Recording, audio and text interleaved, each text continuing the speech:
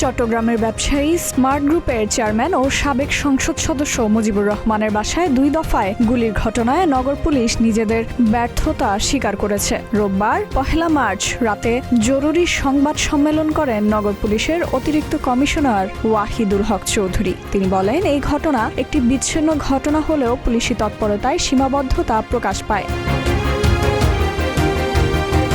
ওয়াহিদুল হক চৌধুরী জানিয়েছেন, নগরবাসীর নিরাপত্তা ও আস্থা পুনর্স্থাপনের জন্য বিশেষ অভিযান পরিচালনা করা হবে। তিনি আরও বলেন, নগরবাসীর শঙ্কিত হওয়ার কোনো কারণ নেই। আমরা নিরাপত্তা জোরদার ও দ্রুত কার্যকর পদক্ষেপ নিব। যদি বলি ব্যর্থতা, আমরা তা মেনে নিয়েছি। আমাদের কাছে যে তথ্য আছে যে তারা অস্ত্র বাইরে থেকে নিয়ে আসেনি, কারণ এই চট্টগ্রামের প্রতিটি প্রবেশ মুখে আমাদের চেকপোস্ট আছে। এই রিস্ক তারা নেয়নি, অস্ত্র নিয়ে তারা এখানে প্রবেশ করেনি। অস্ত্র চট্টগ্রাম শহরের কোথাও না কোথাও লুকিয়ে রেখেছে। এই ধরনের অনেকগুলো স্পট আমরা আইডেন্টিফাই করেছি। সবগুলোতে আমরা একসাথে অভিযান পরিচালনা করব। আর নগরবাসীকে এই নিশ্চয়তা দিতে চাই যে পুলিশ সবসময় আপনাদের পাশে ছিল, আপনাদের পাশে আছে, 24 ঘন্টা আপনাদের পাশে আছে। আপনারা নিরাপত্তাহীনতায় ভোগার কোনো কারণ নেই। আমরা আমাদের সর্বোচ্চ চেষ্টা চালিয়ে যাচ্ছি।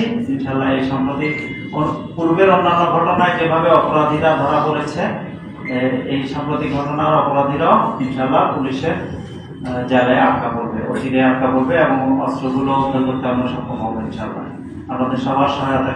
তিনি আরও জানিয়েছেন, ঘটনার সঙ্গে জড়িত দোষীদের দ্রুত আইনের আওতায় আনা হবে। স্থানীয় বাসিন্দাদের সঙ্গে সমন্বয় করে নগরের নিরাপত্তা ব্যবস্থা আরও শক্তিশালী করা হবে। পুলিশ কর্মকর্তারা আশ্বাস দিয়েছেন যে ভবিষ্যতে এমন ধরনের ঘটনা প্রতিরোধের জন্য পর্যাপ্ত নজরদারি এবং অভিযান চালানো হবে। এই ঘটনার পর নগরের বিভিন্ন স্থানে পুলিশি টহল বৃদ্ধি করেছে। পুলিশ আশা করছে সক্রিয় ব্যবস্থা ও তৎপরতা নগরবাসীর আস্থা ফিরিয়ে আনা সম্ভব হবে এবং আইনশৃঙ্খলা বজায় রাখা যাবে।